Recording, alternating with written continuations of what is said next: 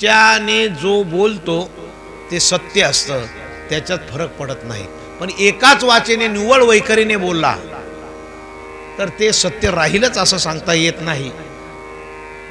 आणि म्हणून आपल्याला काही गोष्टीचा विचार करणं गरजेचं आहे. आपण मानव जन्माला आलो या संसारामध्ये, या संसाराच्या पायी रे मन मोहिले रे मन मोहिले.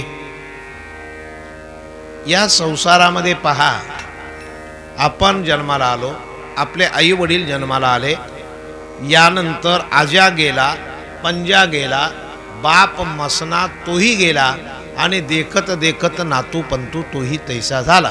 उठा उठा जागा पाठी भैया आले मोठे. हे सगळे गेले, पण गेल्याच्या पाठीमागे काय बघा. हा जो त्यांनी केलेला प्रपंच आहे, संसार आहे, ह्या संसारामध्ये देव नावाची वस्तू जर नसेल किंवा आपल्या जीवनामध्ये देवत्व नसेल तर समाधान नाही. कारण असं आहे की आपण जे पाहतो संसारी जीवनामध्ये, जेवढ्या गोष्टी आपल्याला व्यक्त रूपाने दिसतात, व्यक्त म्हणजे काय, ज्याने आकार घेतला ते, त्याला व्यक्त म्हणावं. ज्याला आकार आला त्याला व्यक्त म्हणावं. मग आकाराला आपण आलो, आकाराला आपलं घर आलं, आकाराला मुलं लेकरं आली, आकाराला झाडं आली, आकाराला थोर थोर पर्वत आले, सगळे आकार आले, व्यक्त झाले. ते मग व्यक्त झाले तर साधू संतांनी म्हणलं, जे जे दिसे भूत, जेवढं जेवढं दिसतंय ना, संतांच्या दृष्टीने ते भगवंत आहेत एक. पण एका बाजूला असं सांगतात हे मृगजल आहे, हे सगळं कांता कलत्र पुत्र हे तो नाशिवंत, शेवटीचा अंत नपवे कोणा. हे सगळे नाशिवंत असं म्हणून आपल्याला बोध केला. हे नाशिवंत आहे बाबा रे. पण एक लक्षात ठेवा, आपण एक गोष्ट केली, आपल्या हातात एकच असं कर्म आहे की ते कर्म म्हणजे ईश्वर होय. आता ईश्वर म्हणजे याला जर शोधायचा असेल तर ईश्वराचा शोध फार जवळ आहे. तुका म्हणे सोपे आहे सर्वाहुनी, सगळ्यात सोपा आहे देव, पण शहाणा तो धनी घेत असे. कारण का, मनाच्या अवस्था या चंचल आहेत. एक चित्त, मनाचे भाऊ चित्त, बुद्धी, मन आणि अहंकार हे भाऊ आहेत. त्याच्यानंतर त्याचे चुलत भाऊ तीन आहेत, रज तम सत्व, रज तम आणि सत्व, हे तिघे भाऊ त्याचे आहेत. आणि म्हणून त्याच्या पुढे विचार केला तर त्याला अंतकरण चतुष्टय असं म्हणतात. या अंतकरण चतुष्टयामध्ये आपल्यामध्ये असाच बोध झालेला आहे. जसा अर्जुन लढायला गेला, कुरुक्षेत्रावर उभा राहिला, नंतर म्हणतो, हे देवा नको रे, हे सगळे बंधू चुलते मामे गुरु मिळूने याचा मी न करी संहारो. हे म्हणजे कशाला मी मारायचो, हे कैशेने मारावे, या समस्ताशी मारणे आणि आम्ही राज्य करणे, तुझी या प्रसादे काय होणे आताचे घेऊ अनेक राज्य. ते म्हणले नको बाबा, हे एवढ्यानं मारायचं आणि मग आम्ही राज्य मिळवायचं, ते नको म्हणाले. ठीक आहे म्हणाला.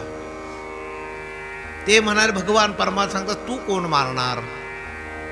अरे मारणारा मी आहे, करता करविता वासुदेव, नित्य स्मरावा धरोनी भाव. काय, त्या भगवंताचं तू फक्त नामस्मरण कर आणि कार्य कर, ते कार्य मी केल्यासारखं होईल. म्हणजे तुझ्या मुखामध्ये जर ईश्वराचं चिंतन असेल, क्षणोक्षणी हाची करावा विचार आणि तरावया पार भव सिंधू. तुला ह्या युद्धाच्या ह्याच्यातून जायचं असेल, तुला या संसारांतून पार व्हायचं असेल तर म्हणाले तुला एक गोष्ट लक्षात ठेवा येईल, माझ्याशिवाय तुला आधार नाही. कारण आपल्यावर जर विचार केला तर एक सत्ता संपत्तीने जड झाला पाय, सत्ता संपत्तीने आपला पाय जड झालेला आहे आणि ज्याच्यावर विशिष्ट असं प्रेम आहे. म्हणून संसार हा नित्य घडतो आणि देव हा चटणी किंवा लोणच्यापुरता आपण वापरतो. एकदा का सकाळी देवाचं चिंतन केलं किंवा नमस्कार केला का दिवसभर देवाचा बांधील नाही. तसं नाही. कामामध्ये काम काही म्हणा राम राम, जाईल भवश्रम सुख होईल दुःखाचे. म्हणून देवाची गरज हे जीवनामध्ये अत्यंतिक आहे. का? आता त्याचं उत्तर असं आहे, आत्यंतिक दुःखाची निवृत्ती. दुःख कोणतं आहे? मरणासह भवसागर आणि आपण करतो तो संसार, याची निवृत्ती करणे. आत्यंतिक दुःखाची निवृत्ती आणि आत्यंतिक सुखाची प्राप्ती. आता त्याने सुख सांगितलं कोणतं? सुखाची व्याख्या काय हो? सुख आपल्याला सुख पाहता जवा पाडे, दुःख पर्वता एवढे. सुखाची व्याप्ती बघितली तर सुख सांगता येत नाही ते कसं किलो आहे, कुठं मिळेल, बाजारात का कुठे आहे, हे सुख सांगता येत नाही. बरं, सुखाची व्याप्ती जर बघितली तर सुख आपल्याला शोधायला गेलं तरी कुठेच मिळणार नाही. ते फक्त एकाच ठिकाणी आहे. कुठल्या ठिकाणी आहे? सुखरूप आईसा दुजा कोण सांगा, आणि माझ्या पांडुरंगा सारे का तो. सुखरूप सर्व सुखाचे आगर बाप रकुमा देवीवर, सर्व सुखाचे आगर जनी म्हणे शारंगधर, सर्व सुखाचे आगर म्हणे नरहरी सोनार. ह्या सगळ्यांनी संतांनी आपल्याला सांगितलं सुखरूप एकच आहे, त्याच्याकडे मिळेल. पण तो तसा देत नाही. पुण्यवंत पाताळ लोके नेला, दारिद्री तो भाग्यवंत केला. चोरट्याचा बहुमान वाढविला, कीर्तिवानाचा अपमान केला. तो असा देव आहे. घेशी तेव्हा देशी, ऐसा असशी उदार. असा भगवान परमात्मा असल्यामुळे आपल्याला खऱ्या अर्थानं सुखाची प्राप्ती तेव्हा होते ज्या दिवशी त्या भगवंताला आपण शरण गेलो. पद्मनाभ स्वामी म्हणतात, ज्या घरी हरीचा कर आहे त्या घरी हरी चाकर आहे. ज्या घरी हरीचा कर नाही त्या घरी हरी चाकर नाही. म्हणजे त्याचा अर्थ असा, तुम्ही नित्यनेमाने सकाळी देवतार्चन करत असाल, दिवसभर कामामध्ये नामचिंतन त्याचं स्मरण करत असाल, संध्याकाळी आल्यानंतर आपलं स्नान संध्या उरकली, देवाजवळ बसावं, काहीतरी जप जाप्य करावं, देवाच्या आठवण किंवा हरिपाठ म्हणावा, ते करत असाल, शुद्ध अन्न जेवून रात्री आपलं आरामशीर झोपत असताना त्याचं स्मरण होत असेल, हे पांडुरंगा दिवसभरासाठी मला जगवलंस, आता मी निजशय्येला जात आहे. आणि निजशय्येला जात असताना त्याचा श्लोक आहे, या देवी सर्वभूतेषु जनकादयमस्थिता, नमस्तस्तै नमस्तस्तै नमस्तस्तै नमो नमः. हे महामाया देवी, ती झोप देणारी सुद्धा कुळदेवी आहे. त्याच्यात जी शक्ती आहे ही महादेवी सर्वांना. तुम्हाला झोप आली नाही ना तर हा मंत्र आहे बरं, की नाही झोप आली तर या देवी सर्वभूतेषु निद्रा रूपेण संस्थिता, नमस्तस्तै नमस्तस्तै नमस्तस्तै नमो नमः. जर आपल्याला झोप रात्री आली नाही, काही विचारायला जरा कमी कर.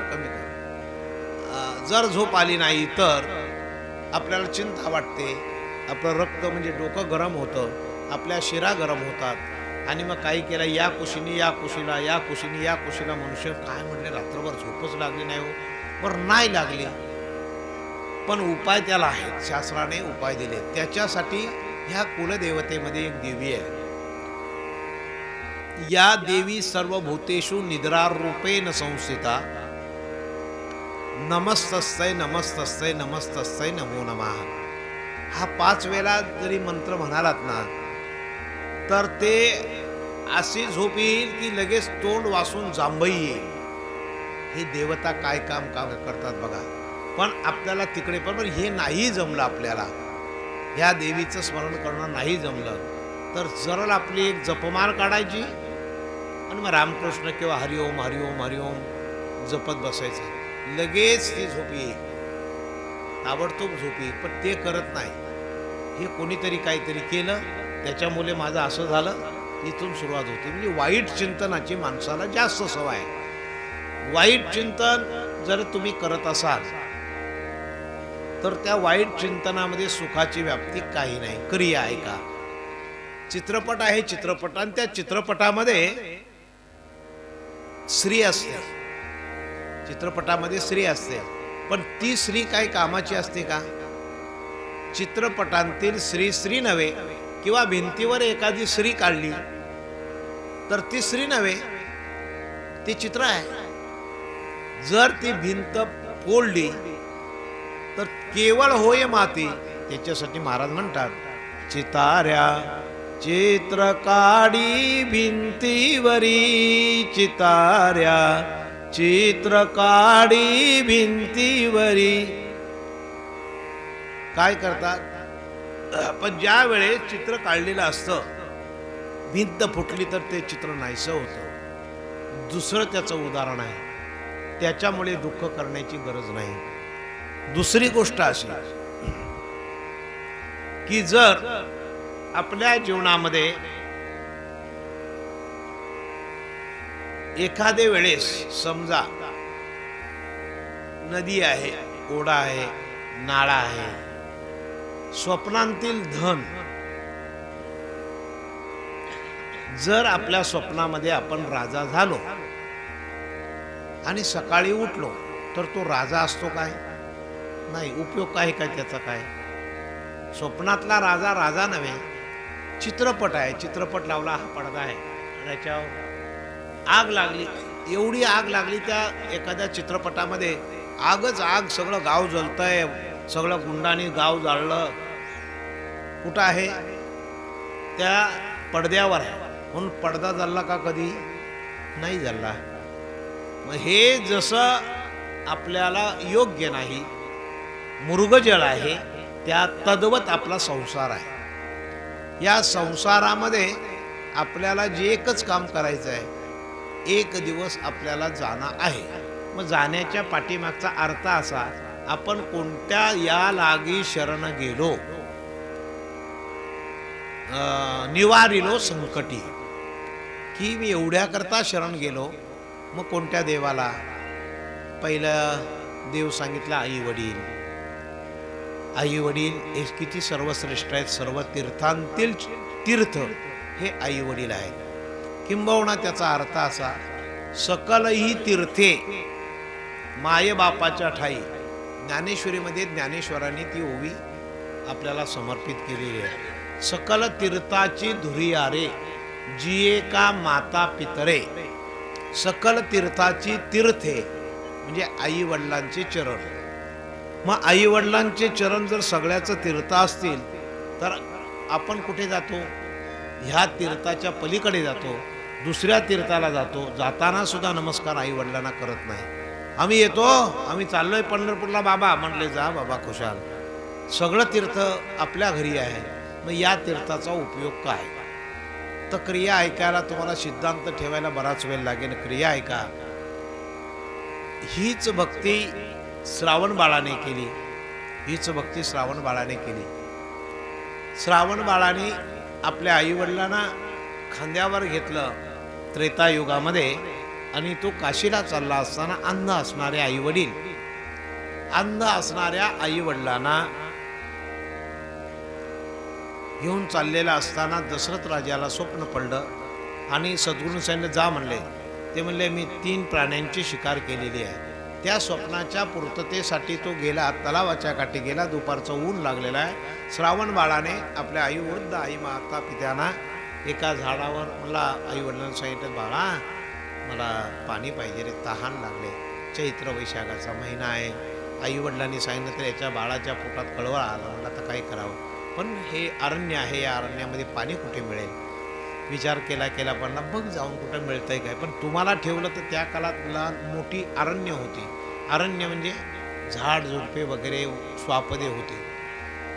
मग म्हणले आता या स्वापदापासून आपल्या आईवडिलांचा बचाव झाला पाहिजे मी येईपर्यंत, म्हणून एका झाडावर ती कावड बांधली आणि तिथे ठेवली आणि तो निघून गेला.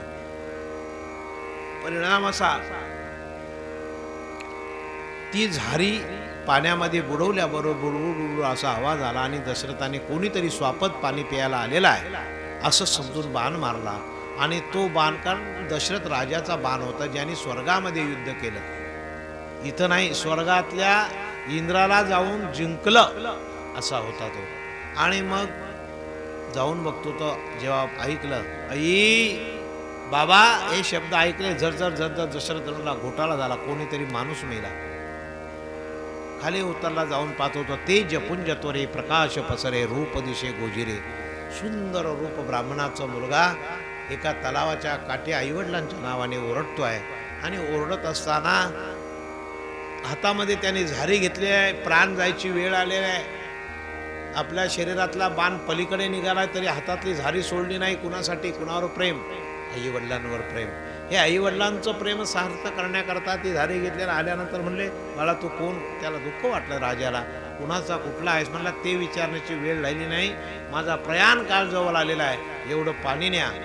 त्या दिशेकडे बोट केलं, या दिशेला माझे आई वडील एका झाडाला टांगलेले आहेत कावडीमध्ये, त्यांना पाणी तेवढं द्या, तेवढं तरी त्यांना समाधान वाटू द्या.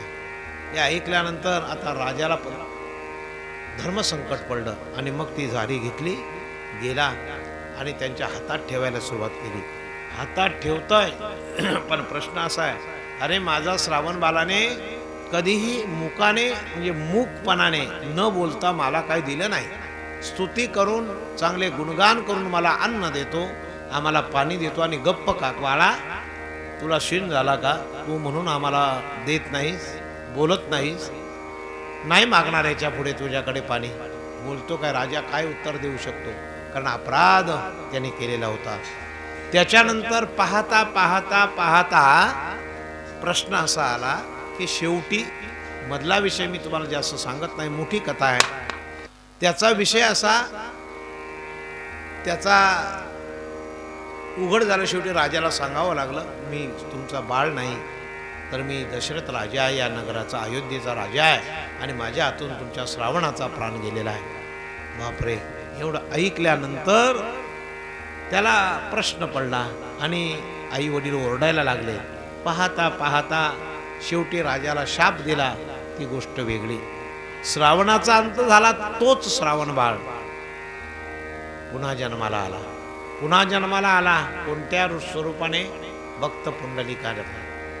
पुंडलिक म्हणून जन्माला आला. आणि पुंडलिक म्हणून जन्माला आल्यानंतर आई बापाशी वैरत्व त्याचंच. आई वडील काहीच मानत नव्हता. आणि त्याची पत्नी आहे, तिला फक्त चांगलं मानायचा. अतिशय पत्नीवर प्रेम, श्री आसक्त असा असल्यामुळे त्याने हे सगळं केलं. पण एक दिवस पत्नीच्या शब्दाखातर आपण काशीला जाऊया म्हणून तो म्हणाला, बरं झालं चल, पण आता या म्हाताऱ्याला ठेवायचं कुठं म्हणून प्रश्न पडला. म्हणून त्याने त्यांच्या गळ्याला दोरी बांधली, शास्त्रात सांगतात, आणि बायकोला खांद्यावर घेतली. चाललेला पुंडलिक अधर्मी, अधर्माभिवत कृष्ण, प्रदूषंती कुलस्त्रिया, श्रीशुदृष्टाशु वार्ष्णेय जायते वर्णसंकरा. याला मागे पुढे न पाहणारा हा श्रावण बाळ अरण्यात चालत असताना अचानक त्याच्यावर काळाने परीक्षा घेतली. आई वडिलाला त्रास होतोय म्हणून त्याने जंबूद्वीपामध्ये, पंढरपुराच्या क्षेत्रामध्ये तिथं त्यांना सोडलं आणि तिला घेऊन निघाला. पुढे सुद्धा धर्मसंकट ओढवलं. दोघा पती पत्नीची ताटातूट झाली. आणि महाराज अशा काळामध्ये तो सैरा वैरा रानामध्ये फिरू लागला. फिरता फिरता भरता, त्या काळी एवढे मोठे गाव नव्हते, एका ऋषीचा आश्रम होता, आणि त्या ऋषीच्या आश्रमामध्ये तो आला. आल्यानंतर समोर उभा राहिला आहे दरवाजासमोर. आणि पाहता पाहता 3 स्त्रिया आल्या. आणि 3 स्त्रिया काळ्या कुट्ट, घाणेरड्या, अगदी त्यांच्याकडे पाहवत नाही, अंगाला दुर्गंधी सुटलेल्या अशा स्त्रिया त्यांनी बघितल्या. बघितल्यानंतर अरे बापरे, ह्या स्त्रिया आतमध्ये कशा? कोणीतरी कोण आहे घरात? म्हणून तो तिथेच बघायला लागला. पाहता पाहता काही क्षणामध्ये त्या स्त्रिया आत गेल्या. संत चरण रज लागता सहज, वासनेचे बीज जळूनी जाय, मग राम नामे उपजे आवडी, मग राम नामे उपजे आवडी, सुख घडो घडी वाढो लागे. त्याच्या मनामध्ये उत्कंठा निर्माण झाली. दर्शन घेतल्यानंतर कुकुट मुनीच्या पदस्पर्शाने आशीर्वादाने त्या सुंदरशा, कारण त्या कोण होत्या, गंगा, यमुना आणि सरस्वती, ह्या तिन्ही शुद्ध आणि पवित्र झाल्या. आणि बाहेर निघाल्यानंतर त्यांनी पुन्हा विचारलं, ओ तुम्ही जाताना अशा आत्ता का म्हटले, आता सुंदर दिसता, कसं काय, कारण काय? ते म्हणले, तुला पाप्याला सांगून काय उपयोग आहे? तू आईवडिलांचा त्याग केलास, आपल्या पत्नीच्या विचारा प्रित्यर्थ हे सगळं कारण घडवलंस. विषय ओढी बोलले जीव येता, यांचे कोण करेल केवन उपजे, नारायणी भाव पावोने ठावून. ते म्हणले, आता विचारू नकोस. मग ते म्हणले, काय करू? काही नको करू, तू आम्हाला शिवू नकोस. तुझ्यासारखे पापी गंगेमध्ये, यमुनेमध्ये, सरस्वतीमध्ये स्नान करतात आणि त्यांचं पाप धुवून धुवून धुवून धुवून आम्ही अशा काळ्या कुट्ट होतो. पण आमचं हे तुमच्या पापामुळे आलेलं जे काही रूप आहे ते संतांच्या किंवा साधूच्या दर्शनाने पवित्र होतं. आणि म्हणून आम्ही रोज इथं येतो, दर्शन घेतो. म्हणजे कोण आहेत, आपण तरी जावं. म्हणून दरवाज्यावर गेला, म्हणला, येऊ नकोस रे, तू सर्वात महापापी आहेस, तू आईवडिलांचा त्याग केलास. त्याच्यावर थांबला नाही. तरी पण मग त्यांनी शरणागती केली. तुम्ही संत माय बाप कृपावंत, कायम्या पतित कीर्तिवानो, अवतार तुम्हा धराया कारण, अवतार तुम्हा धराया कारण, उद्धराया जन जड जीवा. शरण गेली आणि काय होते फळ, तुका म्हणे कुळ उद्धरिले, उद्धरिले कुळ आपण तरला तोची, एक झाला त्रैलोक्यात, त्रैलोक्यात झाले द्वैतचे निवाले, ऐशी साधी येले साधन बरवे, बरवे हे साधन सुख शांती मना क्रोध नाही जाना तिळभरी, तिळभरी नाही चित्ताशी तो मळ, तुका म्हणे जळ गंगेचे ते, जैशी गंगा वाहे तैसे ज्याचे मन, भगवंत जाण त्याचे जवली, त्याचे जवली देव, भक्तिभावे उभा चैतन्याचा गाभा तया दिसे. शरणागती केल्यानंतर दयाळू असतात, मायबाप असतात, साधू संत, ये म्हणला. आणि गेल्यानंतर चरणावर मस्तक ठेवला. हवं तेवढं त्यांनी पश्चाताप झाला. अनुदीन अनुतापे तापलो रामराया, परमदीन दयाळा निरशी मोह माया, अचपल मन माझे नावरे आवरिता, तुझ बीन शिन होतो धावरे धाव आता. आणि मग मी म्हणलं, काही भजन केलं नाही, पूजन केलं नाही. भजन रहित राम सर्व ही जन्म गेला, स्वजन जनधनाचा व्यर्थ म्या स्वार्थ केला, रघुपती मती माझी आपुलिशी करावी, सकल त्यजून भावे कास तुझी धरावी. प्रार्थना केल्यानंतर सद्गुरू दयाळू झाले आणि त्याला आशीर्वाद दिला, जा म्हणला. पण पुंडलिकाने प्रश्न केला, मुनिवर्य आपण एवढं कोणतं तपश्चर्या केली तेव्हा हे तुम्हाला एवढं पावित्र्य आणि या गंगा यमुना सारख्यांना पवित्र करण्याचं काम तुमच्याकडून होतं आहे, एवढं काय केलं तुम्ही? तर म्हणलं, ऐकायचं तुला? तर म्हणलं, बोला. ते म्हणले, ते जाऊन बघ आतमध्ये माझे देव आहेत. कोण? आई आणि वडील, त्यांची मी फक्त सेवा करतो. इथून काशी 12 कोसावर फक्त आहे. त्या काशीला कधी गेलो नाही, कधी भारत दर्शनाला गेलो नाही, कधीही 4 धामला गेलो नाही, कधीही पंढरपूरला गेलो नाही. मग काय केलं काय? ते म्हणले, फक्त एकच केलं, माझ्या आईवडिलांची सेवा केली आणि त्यामुळे दैदिप्यमान अशा स्वरूपाचं मला हे पावित्र्य जन्माला म्हणजे प्राप्त झालेलं आहे. म्हणून तू आईवडिलांना केलेला त्रास आणि मग पश्चाताप झाला, तसाच फिरला. आहेत कुठे? कुकुट मुनीने सांगितलं, ते जम्बूद्वीपामध्ये दिंडीर वनाच्या शेजारी एका धर्मशाळेमध्ये अन्न प्राण्याविना तळपडतायत. तसाच सुटला तो थांबला नाही. तिथे पोचल्यानंतर पाहता तर खरंच आता जीव जाईल न जाईल अशा अवस्थेत असणारे माता पिता बघितले. आणि बघितल्यानंतर त्यांची चर्चा ऐकली. त्यांनी काय चर्चा ऐकली? आई म्हणते, का हो, आता आपण मरणार, पण आपल्या बाळाचं कसं होईल? ज्यांनी एवढा त्रास दिला तरी सुद्धा आई वडील म्हणतात, ऐशी कळवल्याची जाती करीला भावीन प्रीती, ऐशी कळवल्याची जाती लेकुराचे हित वाहे माऊलीचे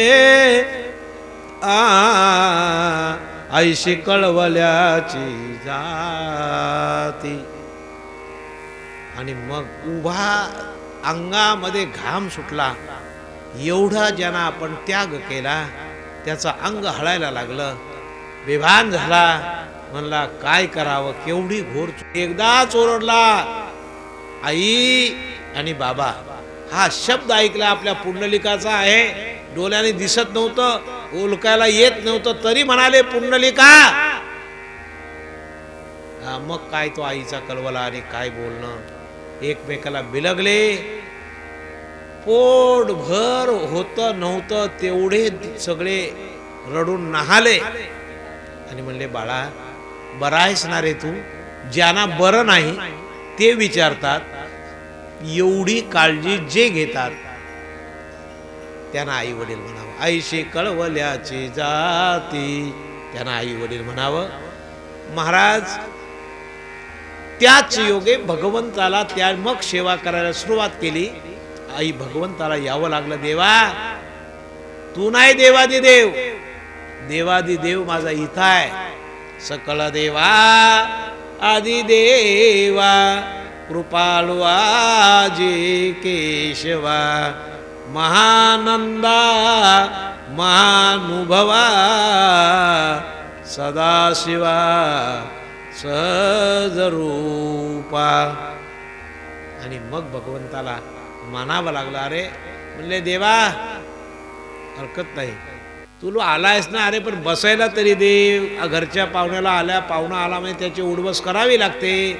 ते म्हणले मला कशाची गरज नाही, माझा एकच पाहुणा आहे म्हणजे माझे आई वडील, बस त्यांची सेवा. कारे पुण्या मातलासी उभे केले विठ्ठलासी, ऐसा कैसारी तू धीट आणि मागे भिरकाविली. भगवंताला तिथं थांबावं लागलं. हे एका देवत्याचं झालं. तुम्हाला अजूनही जर सांगायचं झालं तर याच्या पलीकडे स्वातंत्र्याच्या काळामध्ये शिरडोनचे वासुदेव फडके, स्वातंत्र्याचा वासुदेव बळवंत फडके, स्वातंत्र्याचा काळ होता. आणि स्वातंत्र्याच्या काळामध्ये कसा तरी कुणातरी त्यांनी पुण्याच्या बाहेर असताना त्यांना ते कळलं की माझी आई आजारी आहे. आणि कळल्यानंतर जो धावत आला पनवेलला आला. तेव्हा चालत यायला लागतंय, गाडी नाही, घोड्या नाहीत अशा काळामध्ये. कोण घ्या त्याच्यात हा क्रांतिकारी आला. पनवेलला आल्यानंतर पनवेलपासून 13 किलोमीटरवर शिरडोन आहे. पण तिथं त्याला कळलं अरे वासुदेव तुझी आई प्रचंड आजारी आहे रे, आता काही सांगताय खरं नाही. एवढं ऐकलं. म्हणतो आई एवढा आलो आहे पण तुझ्या दर्शनाशिवाय नाही. ऐका आपली जर माणसं आली ना तर म्हणले बाळा तुझे आई वडील गेले, मग थांब मी आता मुंबईला. ठीक आहे म्हणले येतो आम्ही निघतो. पण त्याच्या 4 तास घालवतात. येता येता येता अख्खा दिवस घालवतात गाडीने येतात तरी. पण माझ्या आई वडिलाला वेळेत जर मला पाहायचं असेल तर तिथून धाव सुटला. क्रांतिकारी होता, बलवान होता, धैर्यशील होता, सामर्थ्यशील होता. पाय लावला नाही धरणीला जो धावत सुटला. त्याच्या आदल्या दिवशीच आईची प्राणज्योत मावळली होती. सकाळी तिचं सगळं कर्म उरकलेलं. ताण 10 वाजता स्मशानातून परत आले आणि पाहत होतं गावामध्ये निशब्द. हा धावतोय पण कोण बोलत नाही. काय अशांती पसरलेली आहे.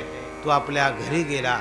पाहतो तर आपले वडील म्लान वदनाने गप्प बसलेले आहेत अंगणातल्या झोपाळ्यावर. घरात पाहतो तर बंधू बहीण सगळे शांत बसलेले आहेत. कोणी बोलायला मी आलोय म्हणून कोणाला प्रेम नाही. तर सगळे आईच्या अकंठ प्रेमामध्ये बुडलेले मंडळी. आणि ज्यांचं आत्यंतिक प्रेम आईवर होतं त्याला हे लक्ष कळलं आणि झटकन वडिलांच्या तोडून अरे वासुदेवा थोडा वेळ केलास रे, अजून थोडा लवकर आला असतास तर तुझ्या आईची तुझी भेट झाली असती. एवढं म्हटल्याबरोबर तो समजला आणि जाऊन घरात बघतो तर दिव्याची पंती मिणमिणत होती.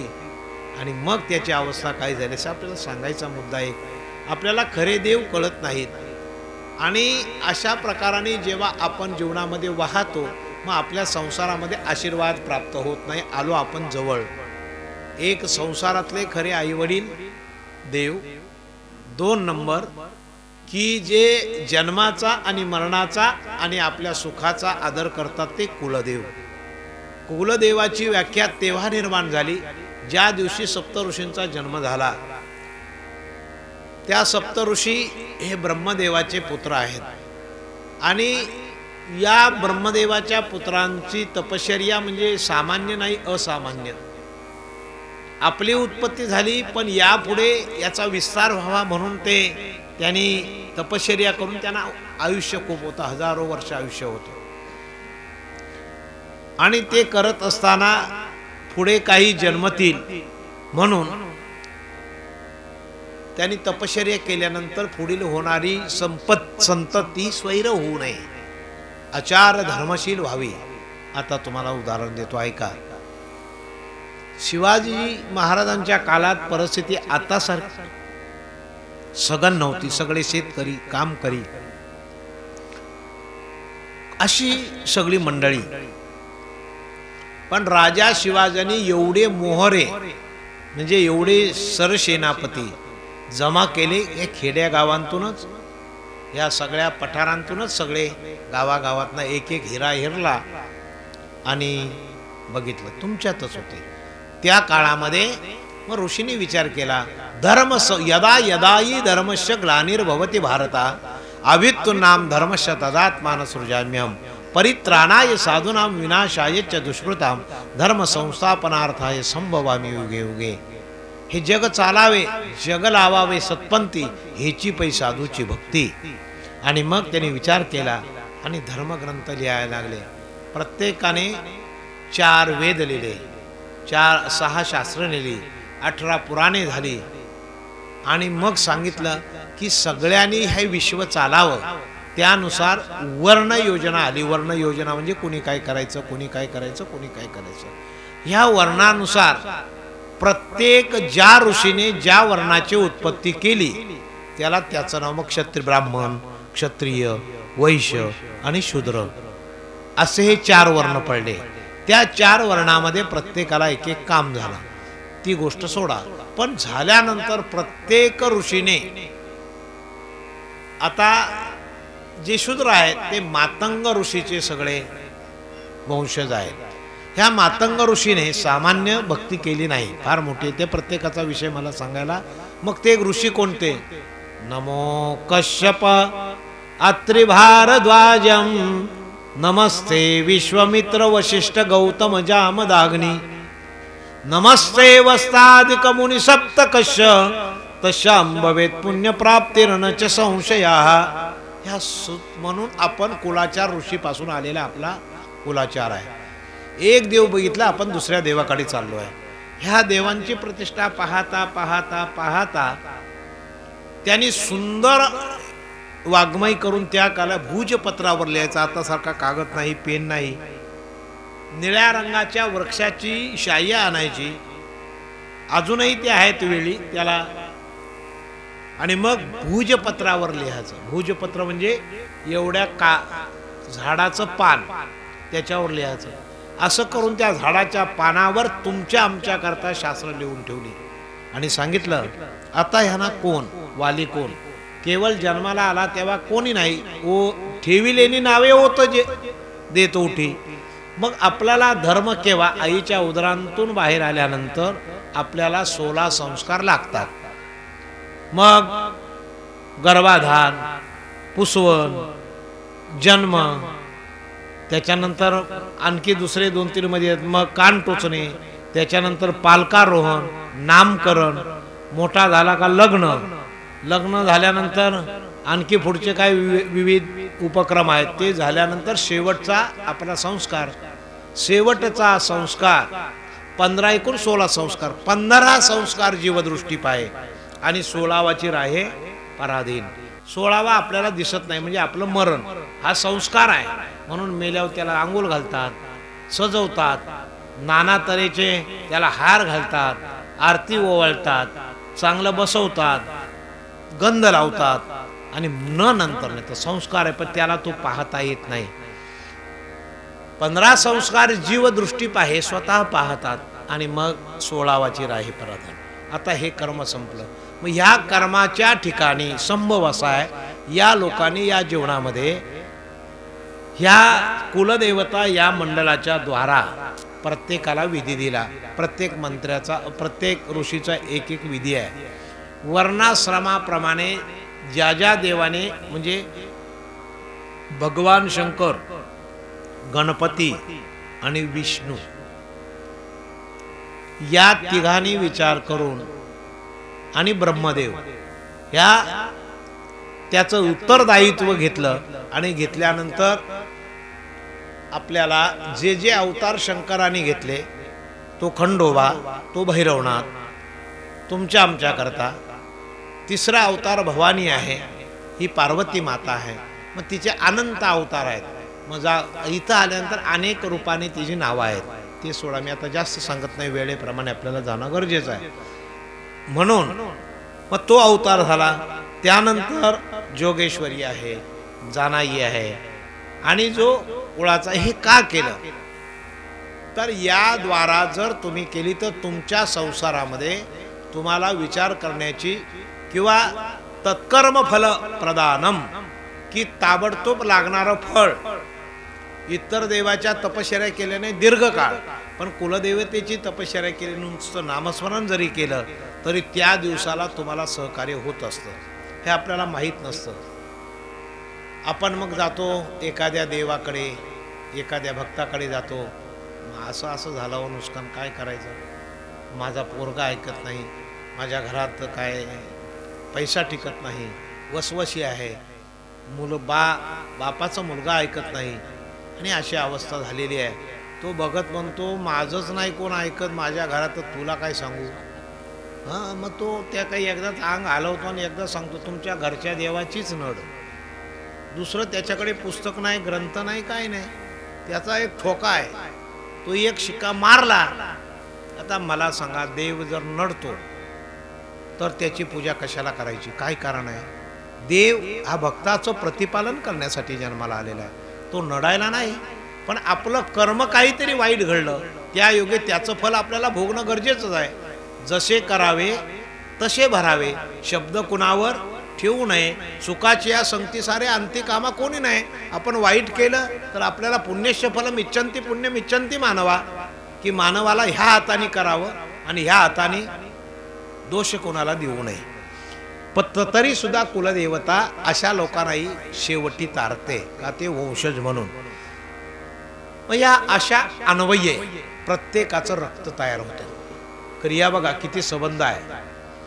ज्या दिवशी कुलदेवतेकडे प्रत्येक प्राणी जाईल ना, त्या दिवशी अशा संबंधांना आहेत की आपलं रक्त, उदाहरणार्थ क्षत्रियाचा धर्म ऐसा, तो पात्र नव्हे अपयशा, त्याचा आचार धर्म ऐसा धारातीर्थी नाही. जे क्षत्रिय असेल ना, तर त्याच्या ज्या संवेदना आहेत त्या संवेदना अशा आहे की जे क्षात्र धर्माची दैवत आहेत, कुलदैवत, तिथं गेल्यानंतर त्याचा लगेच संबंध येतो आणि त्या दैवतेला अनुकूलता करावी लागते.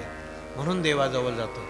पण आपल्याकडे देवाजवळ जायचं म्हणजे पोराबाळांचं लग्न असन तेव्हा काय पडलं नाही. त्याला फक्त तो एक भोपी, तो म्हणतो मीच तरी किती रोज करायचं. देवाच्या अंगावर एकदा पाणी घातलं, ठेवला, एखादा असलं तर फुल ठेवलं, चालला परत. त्याला हे नसतात, संवेदना नसतात, असा नियम आहे.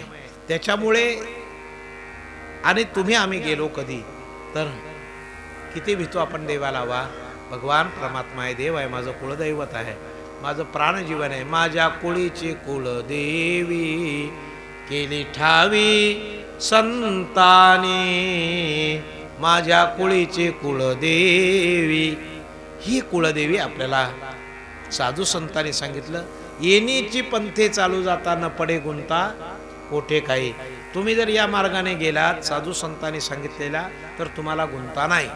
पण आपल्यावर झालेले जे वाईट संस्कार आहेत त्याबद्दल, कोणी बुवा बाजीने सांगितलेले जे जे काही संस्कार आहेत ते पण आपण करू लागलो तर आपल्यावर कृपा होण्याऐवजी अवकृपा होते, आपलं नुकसान होतं. आपला तिकडे जायचं नाही, जाऊ द्या. तर ही कुलदेवता इथून आल्यानंतर ती करते काय, त्याचं कारण असं, त्यांचा आचार धर्म ऐसा.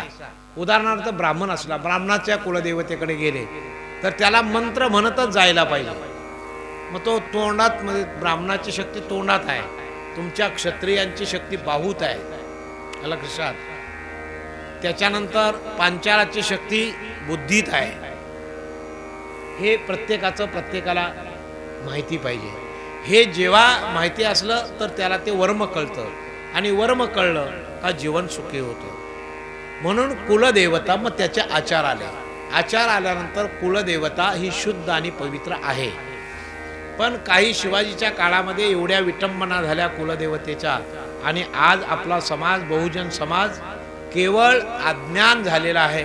कुलदेवतेला नाना प्रकारचे बळी, नाना प्रकारच्या वस्तू वाईट ह्या देवाला अर्पण करतो आणि त्याचं देवत्व नष्ट करतो. कुठून आल्या कल्पना? ही एका वर्षाची कल्पना नाही, हजारो वर्षाची कल्पना आहे. लोकांनी तुका म्हणे कैसे आंधळे जन गेले विसरून, दुसरं एक वर्णन आहे महाराज, केला तैसा होय राहे सोय धरोनी. तुम्ही देवाला अशा प्रकारचे नानाविध, दिन दुबळी बकरी कोंबडी कसाई त्याचा होऊ नये, नरक विटाळा सममासते प्राणांते खाऊ नये.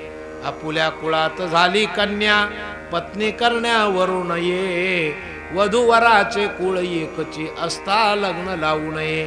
14 विद्या प्रवीण व्हावे अज्ञानामध्ये राहू नये, पूर्वज नरके जातील बाळा खोटी साक्ष देऊ नये.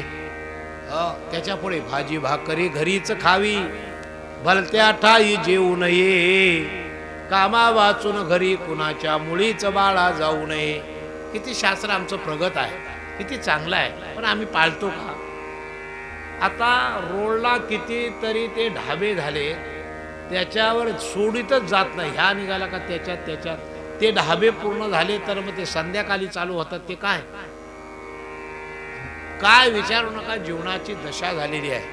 हे मुख, पवित्र मुख, या पवित्र मुखाची फार मोठी अशुद्धता निर्माण झाली. त्यामुळे मुखांतून वाईटच वचने येतात. आचार चांगला राहिला नाही, विचार चांगला राहिला नाही, उच्चारही चांगला राहिला. जाऊ दे आपल्या तिकडे. म्हणून कुलदेवता हे आपल्या क्षणाला, आता कुलदेवता कोणाला सहाय्य झालं तर शिवाजीला. शिवाजी राजा हा जिजामाईचा पुत्र आहे. ह्या जिजामाईच्या पुत्राला बघितलं, पंढरपूरला गेले, ऐकलंय कुठं? शिवचरित्रामध्ये. कुठल्या तीर्थयात्रेला गेले, जिजामाता एकाच जगदंबेची सेवा केली जी आपल्या कुलाचारामध्ये असते. काय करायचंय? करीशी तू देवा कर माझे सुखे, परित्याशी मुखे न म्हणे संत. मी माझ्या मनाने कधी परमार्थ करणार नाही. तर कारण मनाने परमार्थ केला तर मनोमार्गे गेला तो तेथेची, आणि हरिपाठी शिरावला तोची धन्य. आणि म्हणून कुठल्या तरी आधारे, तुका म्हणे तुमच्या पायाच्या आधारे उतरे न करी भवनदी. शिवाजी महाराजांनी एकच मागितलं देवाजवळ, देवा हे माझ्या कुळदेवी, हे भवानी माते जगदंबे, हे महाराष्ट्र सुखी करण्यासाठी मला शक्ती दे, युक्ती दे, आणि हे हिंदवी स्वराज्य व्हावे ही तुमचीच इच्छा आहे असं समजा, आणि मला बळ द्या. रोज शंभू देवाची प्रार्थना करावी, कुलस्वामीची प्रार्थना करावी, भवानी मातेची प्रार्थना करावी. बाहेर विजयी झाला का नाही? होत्याचं नव्हतं केलं त्याने, त्याच्या पुढे चला. म्हणून माणसाने कधीही देवाजवळ आपल्या फायद्याचं असेल ते मागावं. फायद्याचं म्हणजे संसार नाही, संसाराचं मागणं वेगळं. अहो ते होईलच, मुलं बाल प्रत्येकाला सुख समाधान शांती. तुम्ही जसं कर्म कराल तसं त्याप्रमाणे प्राप्ती आहे. आणि तुम्ही जर काही न करता नुसतं देवाजवळ मागत राहिलात तर ते अज्ञानाचे दान असं म्हणतात. उदाहरणार्थ मी नेहमी सांगतो, एकाने तपश्चर्या केली त्याला बघितल्या सगळ्या गावामध्ये सगळ्या बायांच्या अंगावर सोनं आहे आणि माझ्याकडे काहीच नाही, माझ्या बायकोवर सोनं नाही, मी देवाला जवळ तपश्चर्या करतो, तपश्चर्या भगवान शंकर ते म्हणले काय नाही, मी हात लावील तिथं सोनं झालं पाहिजे. अरे म्हणलं माग दुसरं कसं काहीतरी माग, नाही नाही मला सोनं गावात मला लाज वाटते, आमच्या बायकोच्या अंगावर काय नाही, हे नाही ते नाही. ते म्हणले नाही जमणार. बरं म्हणले, देव म्हणलं तथास्तु, बघ विचार कर. नाही म्हणले. शेवटी देवाने तथास्तु गेला, घरी निघाला, आनंद झाला, आपल्या पत्नीकडे गेला आणि पत्नीकडे गेल्यानंतर म्हणाला, हाक मारली, लक्ष्मी इकडे. म्हणलं काय? मी आज देवाकडून वर घेतलाय, आपल्या घरात सोनं नाही त्याच्यामुळे असा वर घेतलाय की मी हात लावील तिथं सोनं होणार आहे, असं आनंद आहे. तिलाही आनंद झाला. जा जा जा म्हणले, पहिली मला पाणी घेऊन ये. पाण्याचा तांब्या भरला त्या साध्वीने आणि पती करता पाणी आणलं. पाणी आणल्याबरोबर तो तांब्या त्याच्या हातात ठेवल्याबरोबर त्या पाण्यासह तांब्याचं सोनं झालं. तर काय पिईल? पाणी पी नाही. म्हणले हे काय? हे पाणी प्यायला गेलं तर सोनंच आहे सगळं. मग म्हणले असं कर, तू थोडं जेवण केलंयस का? तर म्हणली झालंय, ताटात भरून आण, मला खाऊन दे, तरी भूक लागले. तिने ताट भरलं, आणलं, त्यांच्या पुढ्यात ठेवलं. ठेवल्यानंतर त्याने हात लावल्याबरोबर सगळ्या अन्नाचं सोनं झालं. काय खाईल आता तो? सगळं अन्न सोनंच झालं. ताटासह अन्नाचंही सोनं झालं. अगं म्हणले इकडे ये. म्हणले काय? हे बघ काय करू, पाणी प्यायला घेतलं तर सोनं झालं, अन्न खायला घेतलं तर सोनं झालं. इकडे ये, तुला सांगतो ऐक. ती जवळ आली आणि तिला हात लावल्यावर तिचं पण सोनं झालं. बायको पण अख्खं सोनं किती किलो झालं असेल, जेवढं वजन असेल, ती जाडी असेल तर आणखीन व्यवस्थित भरपूर सोनं. काय काय काय मागावं देवाजवळ हे माणसाला कळायला हवंय. आणि हे जोपर्यंत कळत नाही, म्हणून देवा सुखी सकळाना ठेव देवराया, मागणे हे आमुचे तुझ्या पाया, ठेव शेत करी सदा हा कुशाल, तरी मागू ते आम्हाला मिळेल. नसो कपड्याची कुणाला इवान, काय मागणं आहे बघा. म्हणून कुलदेवता झाल्या तर निदान माझ्या कुळातली तरी मंडळी सुखी राहो. प्रत्येकाच्या घरी मी श्रीमंत आहे, तो गरीब आहे, सगळ्यांना सारखे हात दिलेले आहेत, सारखे पाय दिलेले आहेत, पण कमी असतं त्याला कर्म असं म्हणतात. म्हणून एवढ्या करता बाबांनो, कुलदेवतेची अर्चा करत असताना सगळ्यांनी मिळून करायची. नाही मग तो मोठा आहे, त्याला जास्त कळतंय, त्यांनी हे केलं, तो ऐकत नाही, तो स्वतःला शाना समजतो. ह्या सगळ्या गणना कशा निघतील आणि आनंदाने गोडी गुलाबाने आपण एकत्रित करून राहून कुलदेवतेची सेवा कशी होईल हे आपल्याला पाहणं गरजेचं आहे. अतिरिक्त काही भाग पुढे आहेत, पण आपल्याला वेळेप्रमाणे पाहता पुढे हरिपाठ आहे, दीपोत्सव आहे, त्या वेळेला हरिपाठ उरकला पाहिजे. आणि म्हणून या ठिकाणी मी थांबण्याचा प्रयत्न करतो. म्हणून त्यांनी म्हटलं की मापात धान्य भरताना मापारी मापाच्या वरच्या बाजूला तोंडापाशी डावा हात धरून त्यापेक्षा थोडेसे 4 दाणे धान्य जास्त, त्याप्रमाणे बुद्धी ज्ञानाच्या प्रकाशाबरोबर येतपर्यंत पोचली तर सहज त्याच्याबरोबर बुद्धीने परतत्व ग्रहण करतो. नाही कळलं? एखाद्या ठिकाणी आपण पूर्वीच्या खाली आदोलीने द्यायचो का नाही धान्य, पण पूर्वीच्या काळीच्या महिला आदोलीने देताना असा जेव्हा भरून झालं का थोडंसं ह्या हातात थोडंसं धान्य राहील एवढं घ्यायच्या, आणि मग का तर कमी पडायला नको. आणि आता आदोली पण गेली, जातं गेलं, सगळं माप गेलं, सगळं गेलं, सगळं वाटोळं झालं. आता फक्त राहिलाय ते फक्त शो आहे. आणि एवढ्या करता परमार्थ म्हणजे कर्मात सगळ्या देव होता, तो आता राहिलेला नाही. आता देव फक्त शो झालाय, नाही का? आणि म्हणून एवढ्या करता त्या विषयाकडे न वळताना आपण आज तात्पर्य इथेच थांबू, पुन्हा कधीतरी पुढचा विषय पाहू. आणि म्हणून तुम्ही सर्वांनी या ठिकाणी आता तुमच्या ताब्यात दिलाय, तुम्हाला कशी त्याची सेवा करायची. माझ्या कुळीची कुळदेवी केली ठावी संतानी, तुम्ही कराल तसं तुम्हाला फळ मिळेल हे स्पष्ट आहे. आणि म्हणून तुम्ही आदरे प्रेम भक्ती करावी, चिंतन करावं. आणि त्याला चांगल्या प्रकारचा आचारधर्म वागवावा. जसं सकाळी सगळं तुम्हाला सांगितलं आहे त्याप्रमाणे वागलात तर तुम्हाला सुख मागायची गरज नाही. म्हणून या ठिकाणी ही सेवा त्या कुलदेवतेच्या चरणी समर्पित करतो आणि येथेच पूर्णविराम देतो. पुंडलिक वरदा श्री ज्ञानदेव पंढरनाथ भगवान माऊली ज्ञानेश्वर महाराज विठाला विठाला विठाला विठाला विठाला विठाला. पुंडलिक वरदा श्री ज्ञानदेव पंढरनाथ भगवान की जय. सच्चिदानंद. आता दर्शना